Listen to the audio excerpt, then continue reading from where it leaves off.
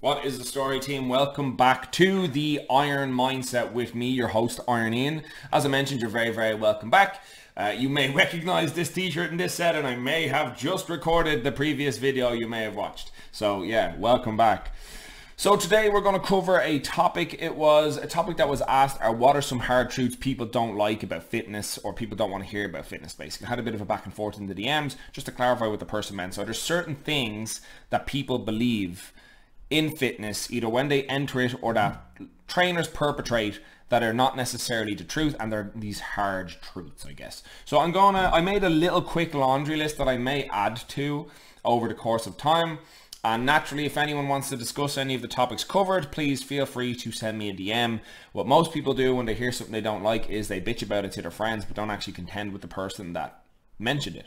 So what I would say is, if you'd like to have a chat about anything here because you do actually like it and you think it's real, then let's have a conversation and a dialogue, and maybe I can learn something and you can learn something too. But you know, we don't live in progressive times, we live in outrage culture. So let's just get to it, shall we? Okay, so hard truth number one. Exercise is not the answer to losing fat.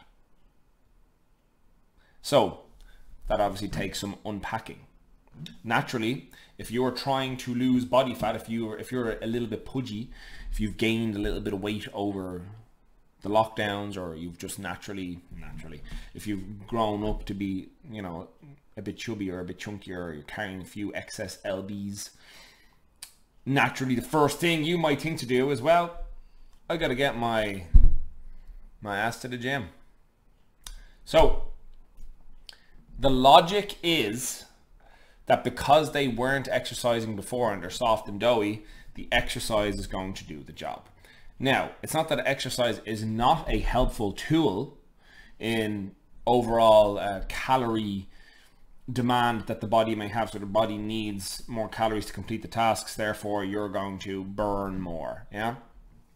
However, the crux of any diet or any fat loss or any change in your lifestyle that's going to yield long-term results, it is mostly going to come back to the way you eat and your eating habits. So basically what that means is, if you're bashing your head against a 5, 6, 7 day gym program where you're training for 2 hours a day, but you don't do anything different to your diet, and you're still eating a low quality food, high calorie dense diet and trust me, I've seen some crackers in my day, like 2 cans of Coke and a Kit Kat bar at a breakfast, or 4 croissants and 2 mugs of milky tea. That's another breakfast. I've seen people that, you know, they pre-training, they get McDonald's breakfast, post-training, they get breakfast rolls and cans of Coke and jellies. So yeah, look, you're not fat by accident. So, you know, let's start to dial things back and look at what the big change needs to be. I would never discourage people from going to the gym. Going to the gym can lead to other behavioral change that will yield these results. But exercise itself is not fundamentally what you need to begin to shed body fat. We'll get into what the exact minutia on that is in the next one, because I made another point. But basically, if all you're changing is adding exercise, but your diet's still not very good, like your diet being everything that comprises what you eat, if that is not, you know, starting to change as well, then you're probably not going to see the results you want, at least tangibly. Yeah, sure, if you keep a shit diet and you go to the gym, you might get a bit stronger and you might develop some muscle under your flabby layers, but it is probably not the most productive way to do it. These things usually go in tandem. Exercise leads to the behavioral change that you might decide, well, you know, I'm exercising now, maybe I'll have a protein shake instead of, you know, going for a breakfast roll after my workout. And, you know, when I get up in the morning, maybe I won't have a big, you know, 1,500 calorie fry. Maybe I'll have a bowl of oats and a banana and 2 eggs or something like that, you know? So basically it's that, and entering into that world that may stimulate the behavioral change in you necessary to begin losing the weight through diet. And it is only ever going to really be through diet. Then that's great. That's how the gym helps. And also, you know, the benefit of being more active and, you know, developing more strength, stability and flexibility and mobility and all these different ranges of motion that you're going to go through. And generally speaking, being healthier, having more energy and being more jacked and strong. It's obviously a good thing. But this is the key point, all right? If you take 2 people and one of them, all you have them do is go to the gym but not change their diet. Let's say they're eating the same diet and they're basically an identical clone of each other. One just goes to the gym, doesn't change the diet. The other one changes the diet appropriately to lose fat but doesn't go to the gym. this guy is going to lose weight and this guy probably isn't. You know what I mean? Now, it doesn't mean that there's not going to be different pros and cons in there, but the idea is to do both. But you can lose weight, you can lose fat without ever stepping foot into a gym and beginning a lifting program or going out running or anything. You can do that just by adjusting the calories you eat. Now, don't get me wrong, the calories are probably going to be pretty shitty and low if you're leading a sedentary life. You're probably going to have to eat very little to start losing the fat. So that's where the exercise comes in. But just bear that one in mind. Exercise is not the answer to losing fat. There's no such thing as fat burner workouts. There's no such thing as fat loss movements. That's the biggest fat loss movement you can do is close this. That's the biggest one, all right? It's funny how people will say they've tried everything except, you know, diet and exercise, you know? And look, not every modality is going to work for everyone. And I'm not saying changing your diet is easy. It isn't. That's what ties in. That's what ties into point number 2 I'm about to make. I'm also shaking the whole damn table. But I'm saying that exercise alone is not the thing you're missing. It's a whole myriad of things that need to come together, and that's not a barrier to entry. If the only thing you want, if the only plate you want to start spinning, where am I? Here. Spinning the plate first is going to the gym and you don't want to change anything else, great. Get in there, do that, build that habit and enjoy it. Go for the joy of participation and having fun and seeing what your body's capable of, and then you can address the other stuff. That's fine too, but understand that just the gym alone is not the thing that's going to get rid of that excess body fat. So we come into hard truth number 2. Going on a diet doesn't work. Any fucker that's ever sold you a 6 to 8 week transformation, anyone that sells diet plans where it's like, this week you're going to have a tuna salad, then next day you're going to have protein pancakes covered in syrup. They're all full of fucking shit, and maybe they don't even know it themselves.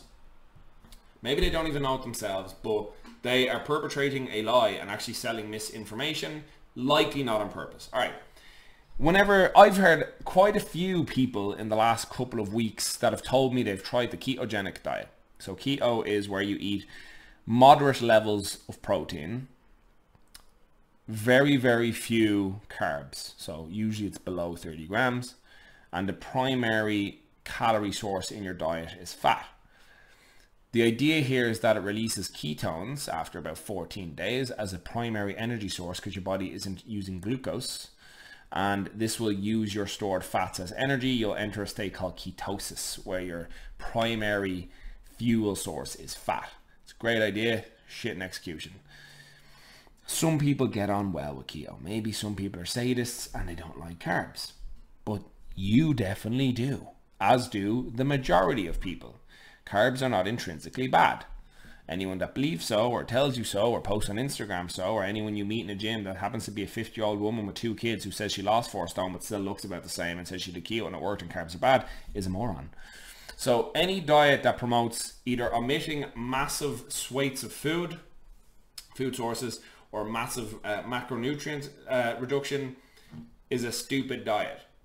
What you need to do is not to go on a diet, because that would generally mean you're going to come off a diet. What you need to do is examine the behaviors you're engaging in now that are counterintuitive to what you're trying to achieve.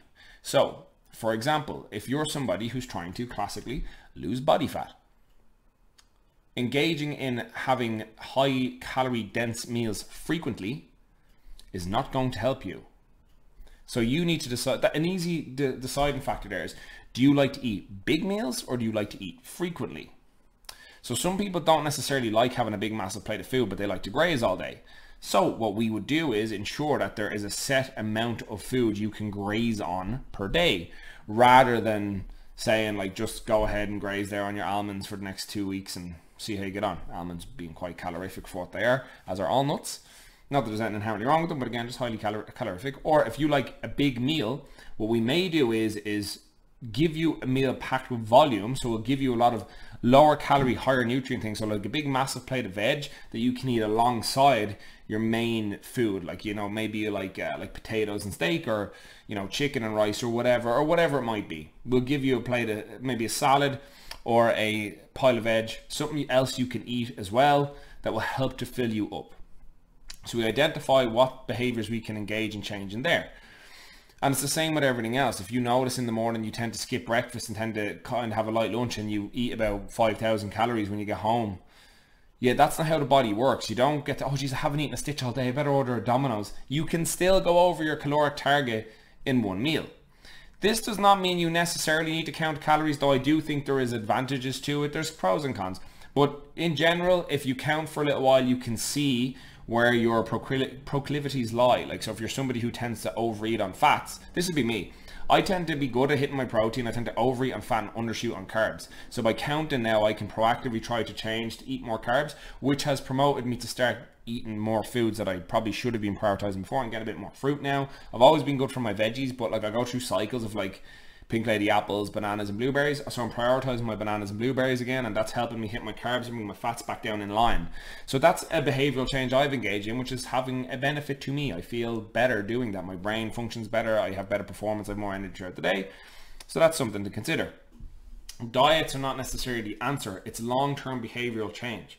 That is very difficult to do alone, and that's why I mention to people so frequently that engaging with a trainer is so vital. If not necessarily a trainer, it could be a dietitian, it could be a behavioral coach, whatever you want.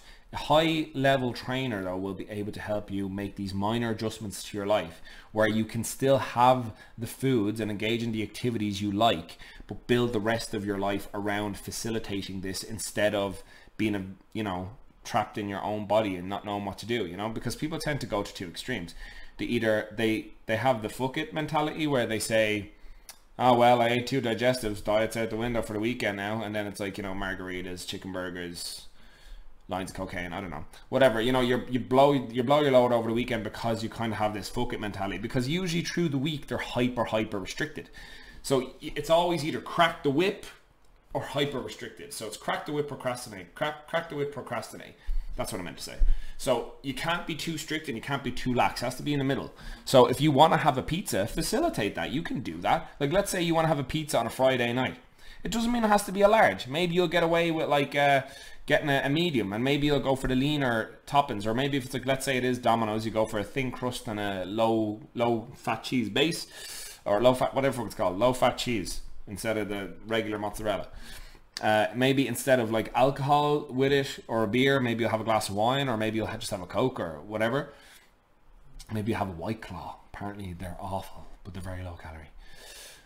There's little ways you can still facilitate having the thing you want without having to blow your load on it. And then, let's say you go on vacation, you go on holidays, whatever you want to call it. You can still, I found anytime I go away, because we're doing so many things, we only really get to eat like 3 times a day. So I can kind of just enjoy my meals. So if you have like a nice breakfast, a nice lunch and a nice dinner, and then just don't eat the rest of the time, that's what kind of works for me. Like if I'm going to like theme parks, I'm not like going and getting hot dogs every hour and a half, But it's about finding the behavioral changes that can help you long term, because that's the point. This is a long term thing. There's no such thing as short term goals in terms of your diet, other than small changes you can make over an 8-week period that may yield big results down the road. But anything that is like, I'll go on 1,000 calorie deficit for 8 weeks and see what I'm like at the end, and then I can do what I want for the summer. No. That's an unsustainable lifestyle change that is going to yield unsustainable results. The idea of metrics, the idea of tracking, the idea of all this is so we can start to predict, so we can start to plan, so we can start to make it so life doesn't have these, blind sides where you're like, well, look at that, I've gained 6 kilos in the space of 3 months because everything reopened and I ate at every restaurant known to man in North County Dublin. So again, I won't keep harping on it, but just so we're aware, what the hell is it? Going on a diet doesn't work long term. You really have to engage with the behavioral change. This damn thing keeps telling me my computer may not be optimized. You know what I think it is? I think it's because my power setting is down here. So I'm going to do this. Boom. What do you think of that? I don't think it changes anything, but there it is. Oh, gee, maybe it did. I don't even fucking know. I don't look as pale now. I don't think I'm as pale as I look on the camera. It's I'm sitting with a window right in front of me. Maybe I am. Who cares? Anyway, we'll look at point number 3. I've got all these written down here, so that's why I keep looking off this camera. So here's a good one. You're likely either not training hard enough or you're doing a lot of junk volume. So this is a big one. This is what triggered this for me. What triggered it in memory for me was watching everyone come back into FlyFit. And commercial gyms are like a jungle. You'll see, like, there are those people that are coming in and putting a shift in and seeing the results, quietly doing their own thing. Same people going to the classes, they have a tough workout, they come in, they go out, they leave. Whatever.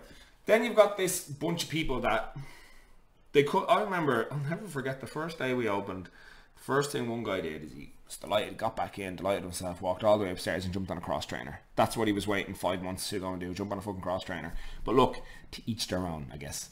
But in any case, when you look around most gyms, you will see the same faces quite frequently. And over the years, your body composition doesn't change. Now look, if your natural body composition doesn't change rapidly, it changes over the course of months and years, and that's fine. But I mean, I've seen people go the wrong way or just stay exactly the same. So very likely they are not doing enough, they're not working hard enough to stimulate their body to change. It doesn't have to adapt to anything. There is not enough cumulative stress on the body for it to have to change in any tangible way. So it is very likely you are not training very hard. You are not pushing numbers, not pushing reps, not pushing weight. You're not working hard. And I'm not saying you have to work like a powerlifter, but you still have to work. You still have to go, like, the gym is meant to be tough. Lifting weights is not meant to tickle. It is meant to be hard. That's why they're called fucking weights and not lights. Do you know what I mean? They're meant to be hard to do. The other thing people will do is they fill their program up with all this shitty volume of like bicep curls and lat raises and reverse flies and, you know, standing cable, whatever this thing is, where they push the cable down. And, you know, yeah, they're a little sore afterwards or they get a little bit of a pump or whatever. But ultimately, that's not going to lead to massive body composition change either. Yeah, they might get a little bit of size on their arms, you know, but otherwise they're still very, very skinny or just still very kind of soft, you know. You need to firstly prioritize the movements that are going to give you the most bang for your buck. This does not mean you have to stick a bar on your back to squat. You can do a belt squat, you can do a hack squat, you can do a leg press. But you need to do something within a decent amount of range. So you boys that are on the leg pressing 200 kilos for like a quarter of the range, yeah, that's not bullshit, that's shit. Take half the weight off and do the full range. Actually make the muscles work. Do you know what I mean? It doesn't have to be bench press, it can be cables, it can be dumbbells, it can be whatever the hell you want. So long as you can progress it, you can control some tempo and you can throw on some reps, whatever it might be. Point is, you got to work hard, but select the movements and progress them instead of just, yeah, I'm going to do, you know, lat pull downs and lateral raises and, you know, single arm lat pull down and, you know, single sided curl. Me and 4 of my mates sharing 1 set of dumbbells and taking 5-minute rest in between sets of bicep curls. You're not going to get anywhere that way, lads, I'm afraid. But if you are, if this is a case that people are just unsure and they don't know what to do, get a damn coach. This whole video may as well be an advertisement for get a coach. That coach doesn't have to be me. It could be anyone. I've frequently recommended coaches to people. If you're in Fly Fit Swords, there's Vinny Chung, there's Mario Morelli, there's Dave Fustos. There's a lot of new guys that are after starting too that are very eager to get working with the public and seem to know their stuff too. So why not get in and talk to one of them? You've got there's Connor, there's Stephen, Laura, Grace, you've got the old reliables, John is there, Stephen's there, whoever it might be. You can get in there. There's Nicole and Aga too, and I don't know who the hell I'm forgetting. I feel like I'm forgetting someone now. But in any case, there's a whole host of people there that are there to help. Jacob is there too. So there's a whole host of people there that are there to help that you can hire, that can work with you on a one-on-one basis. Other than that, then, if you'd rather work with somebody online, I frequently mention Shane, online coach. Dermot Cavan is a good online coach. Christian Roscoe of Imperium Strength and Hypertrophy, great online coach. Complex Coaching Systems, George Dunn, great online coach. These are all people you can work with. Get a plan based around you, what you're looking for, and you can get going. You can actually make some damn gains this year.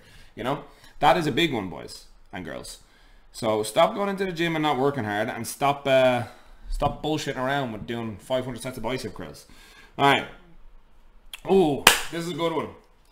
Influencers are not to blame for your shit decisions. Everyone loves to rag on fitness influencers, and frankly, I'm not fucking fan of them either. Everyone loves your man James Smith, and to be honest, I'm not a massive fucking fan. I think it's easy to sit, ironically, I'm not trying to actually shit on people, but it's easy to sit and shit on people for trying things. People are just trying to get fitter. Even people that are seemingly in the know, he'll slag other influencers, for example. Some of them just don't know any better. And some of them are just trying to make money. And yeah, maybe it is disingenuous, or maybe they're just fucking idiots and they don't know. But it's not their fault if you buy into the crap. If you look on Instagram and you are comparing yourself to somebody on fucking Instagram without knowing who they are, where they've been, what they've done, or what they've had to sacrifice for the body they've got, or what drugs they've taken, you're a fucking moron. Alright? If you're looking at a fucking pro bodybuilder and you're saying, I'm unhappy with myself, or like, you know, the big one is people say it's bad for people's self-esteem to look on Instagram because of all these fitness girls and models, and girls are comparing themselves to them. That's their job. It's their job to look that way.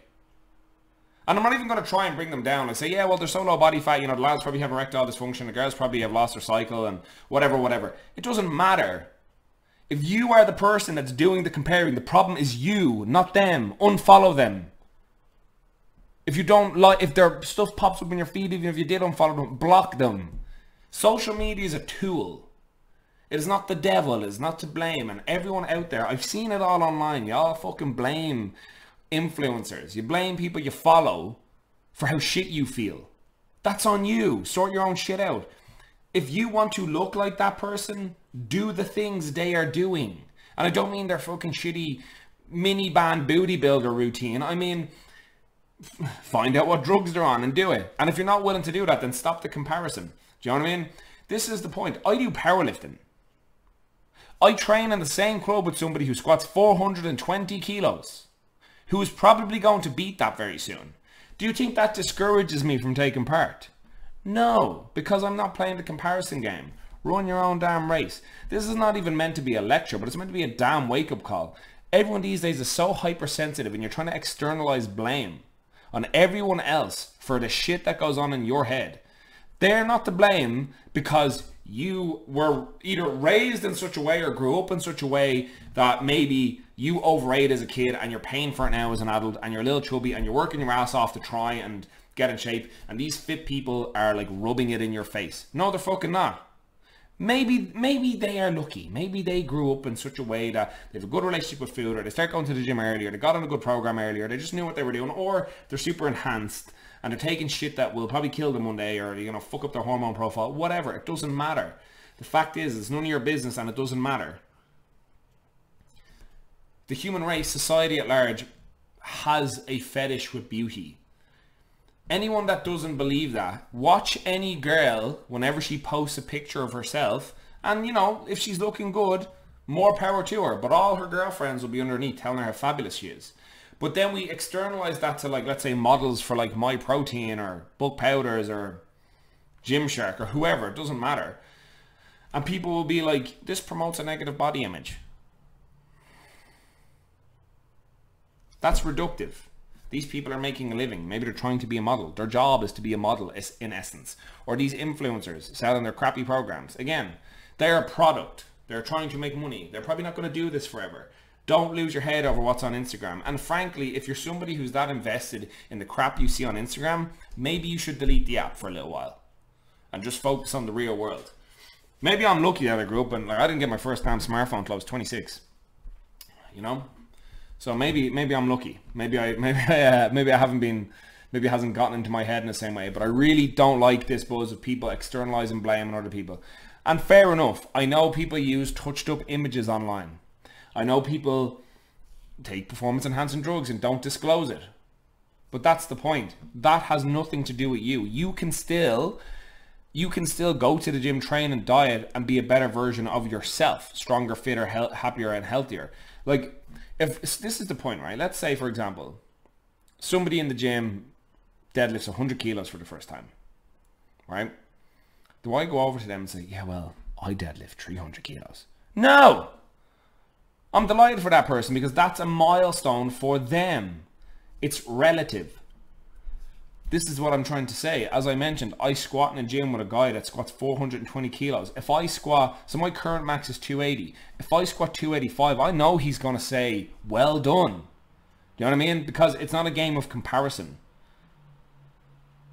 Live life your way and focus on your progress and stop worrying so much about everyone else around you. Especially in that very minute sphere. Social media is not real life. It's a very tiny, distinct, little teeny snapshot of somebody's life where they put up, like, think about it. Would you post an unflattering picture of yourself?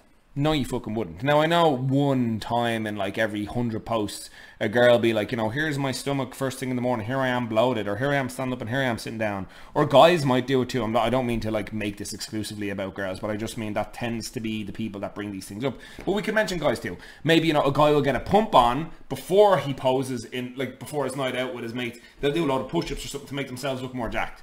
Do you know what I mean? Fair enough, I get it. I get why that's disingenuous. I get why you don't like it. But like, as I said, don't follow these damn people then. You're not missing anything. It's pictures and videos online.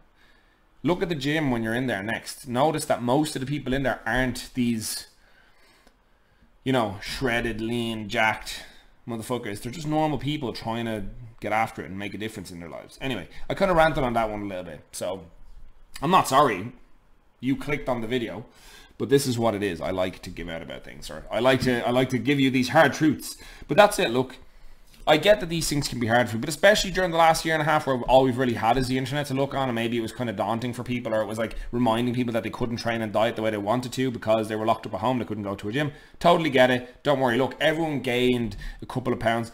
I did, Vinny did, Mario did, Evan didn't. Well, he's gained some good size since he started working with Ben Crow elbow, whatever. In any case, I get it, but I'm saying it doesn't need to be a matter of comparison. It's not an influencer's fault that a picture that you voluntarily viewed made you feel bad. Just unfollow it, or block it, or remove Instagram from your phone for a little while, just till you feel better. Anyway, what the hell did I write here? Okay, so being strong and muscular, it doesn't make you a better person or better than other people, but it does demonstrate that you are willing to suffer for delayed gratification. So what the hell am I talking about there? Sometimes, and this comes from both ends, people that are in shape and people that are not in shape. The guys that are in shape sometimes think that they are fundamentally better than people that are not in shape. And the people that are not in shape will project, you know, this view onto people that are in shape, like they're assholes or they're rude or they're stupid or they're self-righteous or whatever. So, you know, most people though that are in shape or that I've met are quite humble about the whole experience, because getting in shape is very, very hard. It takes a lot of self-sacrifice. In the same way, in an indirect way, being out of shape and eating bad food and becoming that way is a big sacrifice, because you're sacrificing your health and your life and your mental state. Because most people I've spoken to that are out of shape are very uncomfortable in their skin. They don't like, they sometimes avoid social experiences because they don't like how they look, or they don't have clothes, or they have to buy super baggy clothes. You know, so my point is that just because you're jacked or you're strong or you've got a big deadlift or a big squat or a big bench doesn't make you a better person, doesn't make you better than other people. Makes you a bit stronger than them in that arbitrary setting, but doesn't make you better. Doesn't make your opinion more valid, unless it's on strength training, I guess, and it doesn't make you a more likable or necessarily cooler guy, let's say, or cooler girl or whatever. But in saying that, it does reveal to us that that person is willing to suffer. So going to the gym, if you're doing it right, is a form of suffering. It hurts. It is sore. You will be sore. Your shoulders will ache when you're trying to hold your damn phone up to your ear because your shoulders are pumped. Do you know what I mean? You do have to go through a certain amount of self-sacrifice for delayed gratification of, yes, you don't get to eat the pizza now and the burgers now and have the pints now. And yeah, you can't just stay home and play your Xbox, your PlayStation, or your PC, or your Game Boy, or whatever the hell people play now. And you can't just lie around in your bed scrolling Instagram. You got to go to the gym. You know, so you got to make these sacrifices. But down the road, that pays off because your body will start to reflect these choices and these changes. Whereas the other side of that is if you are somebody who's overweight, you're engaging in too much instant gratification. No, I'll take the extra 10-minute lie-in. Yeah, I'll just buy my breakfast on the way. I won't get up and cook. You know, oh yeah, I'll just order takeout so I can watch Netflix rather than having to cook. You know what I mean? These are all instant gratifications. There's no self-sacrifice in it other than the sacrificing of self down the road. You know, you're giving up the chance to have a good body that you're comfortable and happy and all that good stuff in. Now, to be clear, your version of what you consider a healthy, happy body can vary from person to person. For some people, it might be to be a certain percentage of body fat. For some people, it might be certain ratios. For some people, it might be to actually gain weight because they're underweight. And for some people, it might be to lose weight because they're overweight. Some people, it might be to lose some muscle because they're big and jacked and immobile. And for other people, it might be to gain muscle because they want to be bigger and more muscular and, you know, have the sleeves hugging. Whatever it is for you. So I'm not arbitrarily pointing out this set standard for what a physique should be, but it can be whatever you want it to be. But that's the point. Just because you have it doesn't mean you're better, but it does tell us that you're probably willing to suffer for things and work hard at something. So well done and more power to you. I think a good physique or being in good shape is respectable because it's one of the few things left that a human being can be or do that you can't buy. Well, you can buy gear, I guess, or synthol injections, but in reality, you can't buy a good physique. You have to train for it. You have to train and you have to eat a certain way to have a desirable looking physique, whether that's shoulders, chest, legs, glutes, abs, whatever. You have to train to get those things. So you can't go and buy it the way you can a new haircut or, you know, get your eyebrows tinted or your face shaved or a piercing put in or your hair color changed or a tattoo or new clothes or a new smell, you know, or a new skin color with tan. You got to actually work for it. So tan's something I seem to look like I could use at the moment. Holy shit. Look at those damn bags under my eyes. Holy fuck. Those damn long hours. But in any case, this is the point I'm trying to make. You have to work for that thing, so it does have a certain amount of value, but it doesn't necessarily make you better. You know what I mean? So, again, this is a little off the cuff. I am ranting a little bit, and I'm sure you're loving it. And I cannot wait to get some of your thoughts on this. All right, so I got one more written, and then I'll think of one or two more I may throw in myself. Your favorite athletes are not natural. I like this one. So, most normal people, like your average public, the lay public, you know, whatever you want to call them, the general population, demonize steroid use. They demonize performance enhancing drugs. All right, doesn't matter what side of that debate you fall on, but the general public will generally assume steroids bad. The general public thinks creatine and protein is bad, for God's sake. Do you get me? Basically, steroids bad. And for a very, very long time in my young life, because I was a fan of pro wrestling and I'd read the wrestling magazines and it'd say the people that were banned for testing positive for using steroids, I had like this thing built up against it as well. Not mostly because when I was a kid, I decided I was going to be straight edge or teetotal or whatever. So no drink, no drugs, no alcohol. No, that is no drink. No drink, no drugs. No drugs, I guess. In any case, as time has gone on, I've lost my prejudice against it. I don't care anymore. I wouldn't do it. I'm not going to do it. I've never done it, but I don't hold it against people now if they make that choice. But the idea is this is what I'm getting at. People will very frequently demonize it, but then be cheering athletes that are definitely performance enhancing. Any top tier athlete is performance enhancing, and I don't care what anyone has to say contrary to that. I'm not saying they're all on steroids. It could be blood dope and it could be a myriad of other things. Watch the documentary Icarus and you can see in all the ways people can get around these protocols to cheat. The Olympic Games, for example, is riddled with cheating. Clarence Kennedy made some very good videos about that recently. He's a Irish weightlifter. I would encourage you to go watch them. So the channel, I can't remember the exact name of the channel, but just look up Clarence Kennedy anti-doping and it should come up. So this is the point. I can't say, I'm not going to call it like individual athletes because these things can be difficult to prove when it's not something as obvious like bodybuilding. But generally speaking, if it's a top tier athlete and there's millions on the line, they're probably doing something extracurricular to guarantee their performance is top tier. So make of that what you will. But what I'm getting at is the hypocrisy of people that will demonize a thing, but then, you know, cheer their local sports team or superstar or whatever. So that's a very interesting one to me. Especially just in the times we live in, as more of these scandals come out, like, you know, these things were obvious for, you know, anyone that knows how.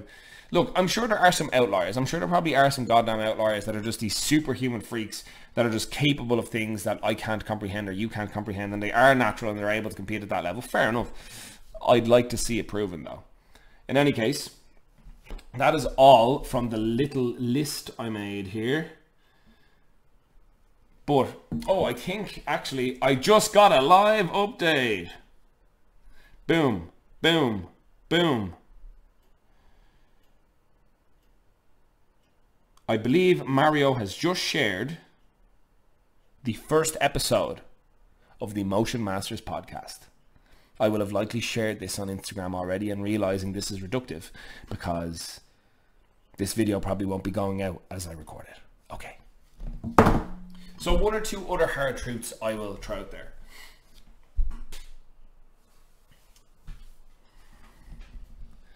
Stretching is fundamentally pointless. Now that's going to ruffle some feathers because a lot of people I know like to stretch. A lot of people I know teach stretching based classes. A lot of people I know believe stretching is vital for recovery, helps to increase range of motion or the flexibility of a muscle, and can prevent injury.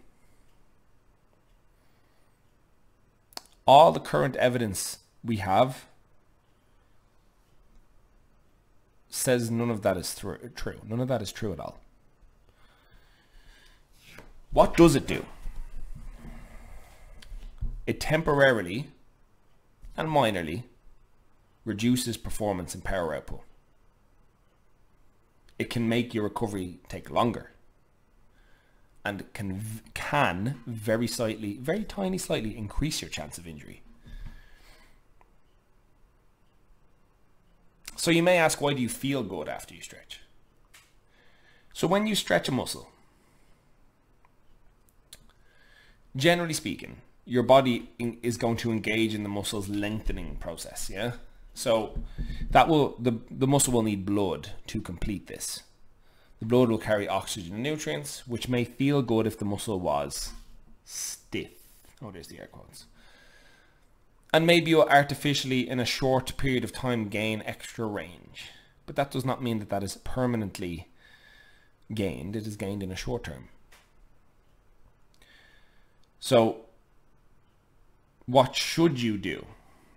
Well, firstly, if a muscle is tight, as in you're reduced range or you've got that kind of ache in the muscle and you feel like you can't move it around as much. First question is, why is your body doing this in the first place? For seemingly no reason. It's probably got a reason it's doing that, and you stretching the hell out of that muscle probably isn't going to help. What you really need is to get strong and stable in the amount of range that you have. So most people can achieve, let's say, a squat. Most people can achieve a squat. Now, it might be with some, aids, like, for example, elevating your heels, or you're putting a weight out in front of you, like to hold out as a counterbalance. But you can squat like that. And over the course of time, you will build strength, stability, and motor control in that range. You'll also build confidence in that range. So we might swap that plate that you're holding out extended for a counterbalance into a dumbbell or a kettlebell. And then we may try you with a bar. And then we may try you with the dumbbell again, but take your heels off the plate. And then we'll try you with the bar without the heels without the plate under your heels. And then you're just squatting. Nowhere in that process do you need to stretch. The body will grant more range when it is stronger and more stable. That is how the body works. Reduction in range is usually a nervous system response to a range you don't have control or stability in. So, for example, if you knock out a 90-year-old man who is walking in tiptoes and tiny steps, if you knock that motherfucker out, you can put his body in the splits, you can do all sorts with him, because the central nervous system is knocked the fuck out. So his muscles are just supple and will just move. Yeah, so understand that that's your body doing that to you on purpose. So you stretching the shit out of it is probably not going to help. If you like to stretch, if you like how it feels, if it makes you happy, then do it. Go right ahead. But it's understanding what you are doing and what you are not doing. And that's the point. You can go to the gym and do whatever. I've probably cursed on this enough. You can do whatever you want when you're in the gym. It doesn't matter. You can do whatever the hell you want. But it's so long as you understand what behind what you're doing. When I go to the gym, and I've mentioned many times, I'm training as a powerlifter. I have no real reason to need to do lateral raises or bicep curls. But I do them because I like when I look a bit more swole. I do not have incredibly impressive biceps, alright? So it's not like I'm doing it in a super fucking productive way like a bodybuilder to get myself jacked. I just like how the damn thing feels. Because I used to hate them, so I'm kind of buzzing off the fact that I don't hate them so much anymore. But I do it because I enjoy it. And you're welcome to too. But just don't assume it's reducing your risk of injury and making you more flexible, necessarily. Might make you better at stretching, I guess, as a skill. What I would encourage you to do is go read Barbell Medicine. They have some interesting posts and stories and articles about it. Dermot Kavanagh, who I mentioned recently, I mentioned in this episode, I think, for online coaches, Dermot Kavanagh recently put up a good Instagram post with slides on it. So that's Dermot Kavanagh with a C. Look him, and it's Diarmuid, like the Irish spelling, Diarmuid. I think that's it. Go look him up and read his slides. This is not a personal attack on you if you happen to like fucking stretching. There we go again. I've seen like some guys from the Muscle Mentors shitting on barbell movements recently, and I don't care. Whatever, you know what I mean? Yeah, they're not the most important thing. Do whatever the hell you want in the gym. You don't have to squat with a bar on your back. You can do a belt squat, a leg press, a hack squat, whatever the hell you want. You don't have to deadlift. You can do rack pulls. You can do back extensions. You can do block pulls. Whatever works for you. Or the L's, I guess. You don't have to bench. You can do chest fly. You can do dumbbells. You can do push-ups. I don't give a shit. Just whatever you want. But it's understanding that what it does and what it doesn't. And that's the truth of it. Alright. I could do more, but I can see this video is already 40 minutes long. So I've probably taken too long of a break, and I won't stop. I'm going to go check out Mario's video and see how it came out. Gang, thank you very much for watching. It was a bit of a long one. It was a bit of a ranty one. I hope you appreciate it. I needed to get this shit off my chest. And like I said, if you are interested in having a discussion, I am very, very willing to engage. Hit me up. Hit me up. I'd never thought I'd use that. Message me over on Instagram at IronIanPT, alright? Again, nothing in this is meant to be personal. Nothing in this is meant to be attack on anybody. If this happens to feel, if you're a little triggered, remember that don't use inherent bias towards a certain thing to attack another person. By all means, if you can prove me wrong, I'd be more than happy to hear you out, because I never want to stop learning either. Alright, gang, have a good one. I'm out. I'm going to check out Mario's video. Peace.